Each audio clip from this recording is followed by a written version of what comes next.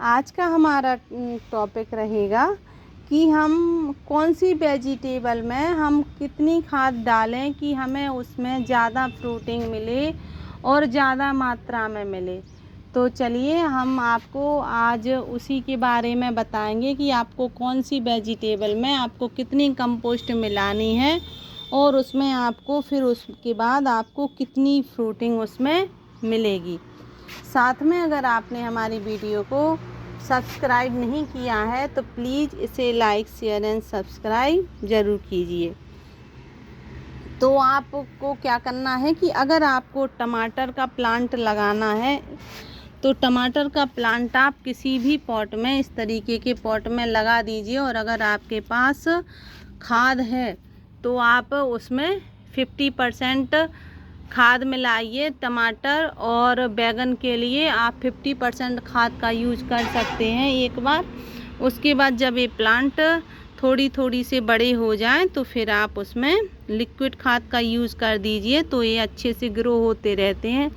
क्योंकि मैं कभी भी अपने प्लांट में ऊपर से जो ठोस खाद होती है वो कभी नहीं मिलाती हूँ, बस केवल उसमें लिक्विड खाद का यूज़ ही करती रहती हूँ। ये हमारे चेरी प्लांट का चेरी टमाटर का प्लांट है और ये हमारे बैगन के प्लांट के साथ लगा है। तो आप देखिए कि एक हमारा ये 12x12 का बैग है, तो मैंने इसमें किचन कंपोस्ट बनाई थी। किचन कंपोस्ट जब हमारी पूरी ऊपर तक फिल हो गई थी तो मैंने इसमें 2-3 इंच अच्छे से उसमें खाद मिला के और इसमें मिट्टी भर दी थी, भुरभुरी सी मिट्टी। हमेशा जब भी आप मिट्टी बनाएं तो हमेशा भुरभुरी मिट्टी ही अपने प्लांट के ऊपर रखें, जिससे कि उनकी जड़ें अच्छे से मजबूत हो जाएं और फैलें चारों में। तो वो जब एक किचन कंपोस्ट के ऊपर हमने इसमें सीड डाल दिए थे तो कुछ बैगन के प्लांट हो गए थे, कुछ टमाटर के। तो मैंने और एक साथ में लगा दिया था एक हल्दी की गांठ। तो हल्दी की गांठ से पेड़ों में बीमारी नहीं होती हैं, तो मैं अक्सर यही करती हूँ और अपने प्लांट के साथ हल्दी भी ग्रो करती हूँ, या फिर तुलसी का प्लांट लगा देती हूँ, या फिर उसमें लगा देती हूँ गेंदा का प्लांट। तो ये मिट्टी को बहुत अच्छा रखते हैं। तो आप इनके लिए, टमाटर और बैगन के लिए, अगर आपके पास मिट्टी है और खाद है तो आप 50% इसमें खाद रखिए और 50% खाद में आप प्लांट अच्छे से ग्रो कर सकते हैं। लेकिन अगर आपके पास खाद नहीं है और आप बिगनर हैं तो आप फिर बिल्कुल इजी तरीका है आपको कि आप क्या करें कि नीचे कंपोस्ट मिला दें, ऊपर से मिट्टी भुरभुरी कर दें और फिर उसके बाद आप प्लांट लगा दें, तो आपका प्लांट अच्छे से ग्रो होगा। तो बैगन के लिए, मिर्ची के लिए आपको कम से कम, अगर आपके पास खाद है तो आप खाद मिलाइए, वरना ऊपर से आप मिट्टी भुरक दीजिए। लेकिन अगर आप कोई भी वेजिटेबल प्लांट लगा रहे हैं तो उनके लिए आपको थोड़ी अलग से मिट्टी बनानी पड़ती है।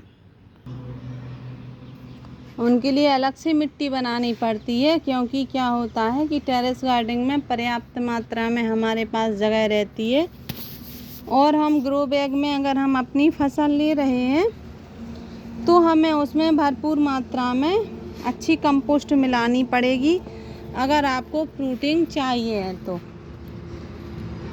तो आप क्या करें कि उसके लिए अच्छे से कंपोस्ट मिलाइए। कंपोस्ट मिलाने से आपको फ़ायदा ये होगा कि आपकी मेहनत कम रह जाएगी, आपकी मेहनत कम लगेगी और आपको फ्रूटिंग ज़्यादा मात्रा में मिलेगी।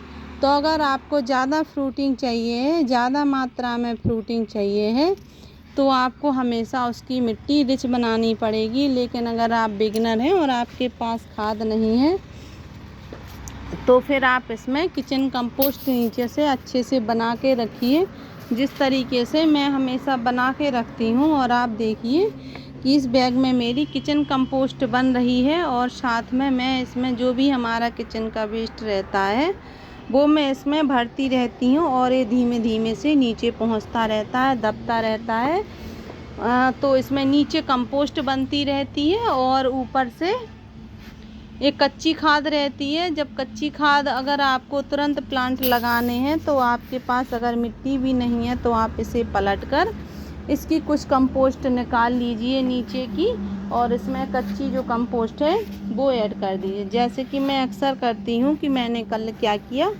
इसको खाली कर लिया था इस बैग को, और इसमें से मुझे देखिए आप कितनी सारी कंपोस्ट मिली है, देखिए आप। तो इसमें हमने इसको क्या किया, अभी भी ये थोड़ी सी कच्ची है, इसमें आपको दिख रहे होंगे कुछ पत्तों के टुकड़े। तो हमने इसको 2-4 दिन के लिए, 15 दिन के लिए और रख दिया है रेस्ट के लिए, जिससे कि 15 दिन में क्या होगा कि ये पूरी सड़ के अच्छे से मिट्टी हो जाएगी।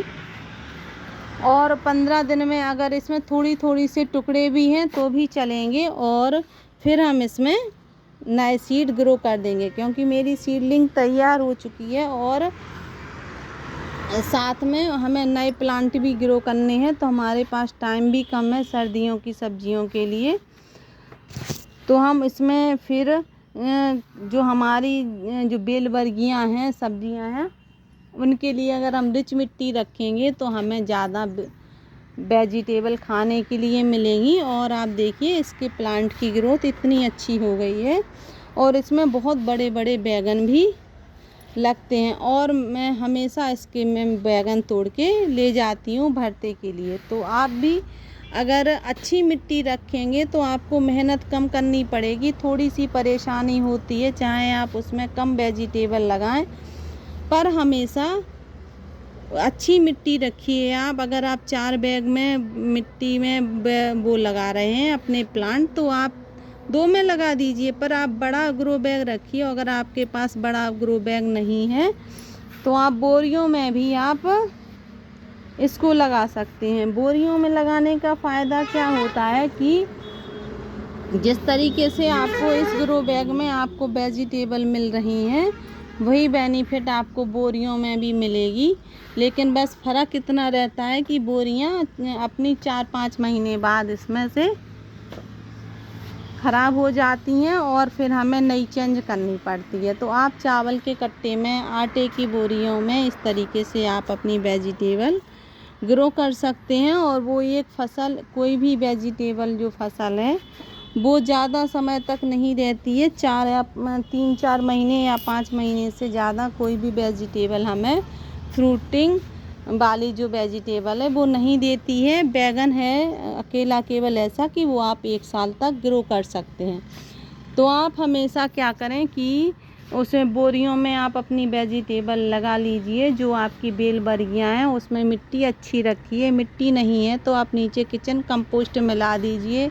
नीचे किचन कंपोस्ट मिलाने के बाद भरते रहिए उसमें। जब ये पूरी फिल हो जाए तो ऊपर से थोड़ी भुरभुरी मिट्टी लगा दीजिए। भुरभुरी मिट्टी लगाने के बाद, भुरभुरी जब मिट्टी अच्छे से हो जाए तो फिर आप उसमें अच्छे से एक कोई भी सीड, आपको जो भी सीड ग्रो करना है तो वो आप सीड ग्रो कर लीजिए। तो उससे आपको क्या बेनिफिट मिलेगा कि आपको जगह की जो है आपकी प्रॉब्लम वो ख़त्म हो जाएगी, और आपको एक रिच मिट्टी मिलेगी जो आपके लिए बहुत ही ज़्यादा फ़ायदा देगी। तो हमेशा आप वेजिटेबल को बड़े ग्रो बैग में लगाइए जो आपकी बेल वर्गीयाँ वाली वेजिटेबल है, और छोटी को आप इस तरीके से छोटे से ग्रो बैग में भी लगा सकते हैं। साथ में आप छोटे छोटे से, अगर आपके पास बैग चौड़ा है तो आप इस तरीके से 1-2 सीड आप पालक के, धनिए के भी डाल सकते हैं, जिससे आपको डबल बेनिफिट मिलेगा कि आपकी वेजिटेबल होती रहेगी और साथ में आपको ये भाजियाँ भी खाने के लिए मिलेंगी। तो आप इनकी मिट्टी बहुत अच्छी रखेंगे तो आपको ज़्यादा बेनिफिट मिलेगा। और फिर आती है हमारी भाजी वर्ग के लिए। भाजी के लिए आप क्या करेंगे कि भाजी वाली सब्जियों के लिए आप हमेशा 10 इंच या 12 इंच या 8 इंच से कम का बैग नहीं रखिए, क्योंकि इससे क्या होगा कि उसकी ग्रोथ अच्छी नहीं होगी और हमें बड़े बड़े पत्ते नहीं मिलेंगे। अगर आपको बड़े पत्ते चाहिए अपनी भाजियों में तो हमेशा थोड़ा 8 इंच या उससे गहरा पॉट रखिए, तो उससे आपको भाजियाँ अच्छी मिलेंगी। और उसकी कंपोस्ट आप कैसे बनाएंगे? उसकी कंपोस्ट के लिए आपको कम से जो आपकी भाजी बर्गियाँ सब्जी रहती हैं तो उसमें आप 50% आप उसमें खाद मिलाइए। अगर आपके पास 50% खाद नहीं है तो आप उसमें बस किचन कंपोस्ट नीचे मिला दीजिए, ऊपर से मिट्टी भुरक दीजिए। फिर उसके बाद आप उसमें लिक्विड खाद है, लिक्विड खाद अगर आपके पास वो भी नहीं है तो आप छिलके हैं जो सब्जियों के छिलके हैं जो हर घर में निकलते हैं, उनको आप अच्छे से पानी में गला के रख दीजिए 2 दिन के लिए, और फिर उनका आप लिक्विड अपने प्लांट में देंगे तो वो भी बहुत ही ज़्यादा आपकी भाजी वर्गी सब्जियों के लिए फ़ायदा करेगा। साथ में आप क्या करें कि अगर गोभी वाली सब्जियां लगानी है, गोभी में जैसे पत्ता गोभी है, फूल गोभी है, ब्रोकली है, इन सब को उगाना है तो आप उनके लिए मिट्टी रखिए, कम से कम 40% उसमें खाद मिलाइए। 40% खाद मिलाने से आपको फ़ायदा ये होगा कि आपके जो फ्रूट हैं उनकी फ्रूट की साइज़ बहुत ही अच्छी हो जाएगी और आपको ज़्यादा बड़ा वाला जो उसका हेड है वो मिलेगा। तो हमेशा इसकी 40% आप खाद मिलाइए गोभियों के लिए और फिर इसमें लिक्विड मैन्योर देते रहिए। अगर आपको कोई भी सीडलिंग लगानी है, जिस तरीके से मैंने इस पॉट में सीडलिंग लगाई है, और मैं क्या करती हूँ इस पॉट में एक फ्लावर प्लांट है जो कि अभी उसको डोरमेंसी में जाने वाला है। डोरमेंसी का मतलब है कि अपना ये पीरियड ख़त्म कर चुका है फ्लावरिंग का और अभी रेस्ट पे गया है और सर्दियों में फिर से फ्लावरिंग करेगा। तो हमने क्या किया, इसके आसपास की मिट्टी हटा के थोड़ी सी कंपोस्ट मिला दी और इसमें कुछ टमाटर के सीड डाल दिए थे, तो हमें टमाटर की भी सीड मिल रहे हैं और साथ में मैंने थोड़ी सी पालक और ये हमने जो इनकी जे है इनकी भाजी वो भी उसके भी सीड डाल दिए थे, तो हमें वो भी मिल रहे हैं और साथ में हमारे सीड कंप्लीट हो गए हैं। तो हम इसमें अब इसको शिफ्ट करेंगे दूसरे पॉट में, जो बड़ा पॉट है हमारे उनमें, तो फिर ये हमें ज़्यादा फ्रूटिंग और फ्लावरिंग भी देंगे।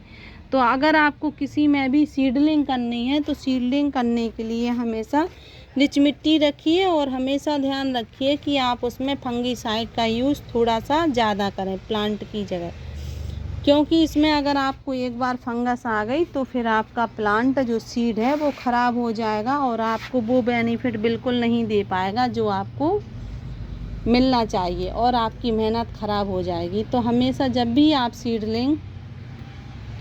सीडलिंग लगाएं तो हमेशा अच्छी मिट्टी रिच बनाएं और जब भी आप भाजी पर ये कोई सब्जी तोड़ रहे हैं तो हमेशा इनकी टिप को ही निकालें।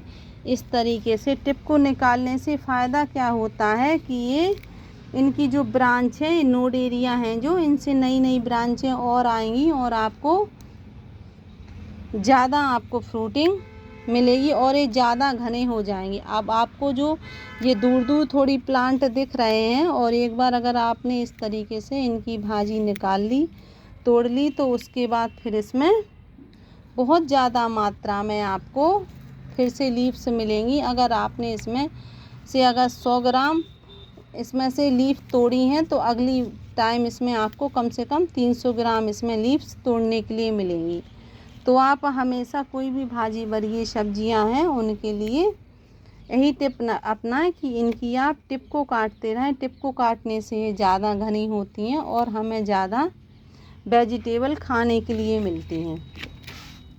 हमेशा अपने प्लांट में थोड़ी कुछ जो अपोजिट सब्जियां भी लगाएं साथ में, जैसे कि मैं हमेशा ग्रो करती हूँ कि जैसे मैंने पालक लगा दी है, पालक के साथ में थोड़ी सी सौंफ भुरक दी थी, सौंफ के साथ थोड़ा सा धनिया भी 2-4 सीड डाल दिए थे, ज़्यादा नहीं डाला है, बस पालक के सीड थोड़ी इसमें ज़्यादा डाले हैं।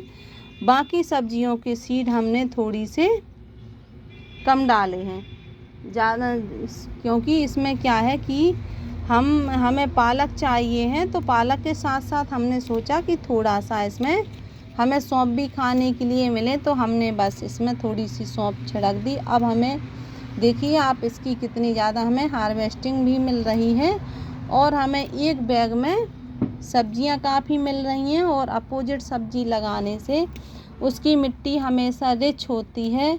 तो आप हमेशा मल्टी क्रॉप कीजिए अपने गार्डन में। अगर आपके पास पॉट कम है या ज़्यादा है उससे कोई फ़र्क नहीं पड़ता है, पर अगर आप मल्टी क्रॉप करेंगे तो आपको ज़्यादा फ्रूटिंग मिलेगी और आपके घर में भी इसी तरीके से सब्जियां उतारी जाएंगी जिस तरीके से हम अपने गार्डन से इन पत्तियों को लेते हैं या वेजिटेबल को लेते हैं। अगर आपको भी वीडियो ये अच्छी लगे तो प्लीज़ इसे लाइक शेयर एंड सब्सक्राइब ज़रूर कीजिए। साथ में आप भी मल्टी क्रॉप कीजिए जिससे कि आपको कई प्रकार की वेजिटेबल एक साथ खाने के लिए मिले। Thank you. मिलते हैं अगली वीडियो में।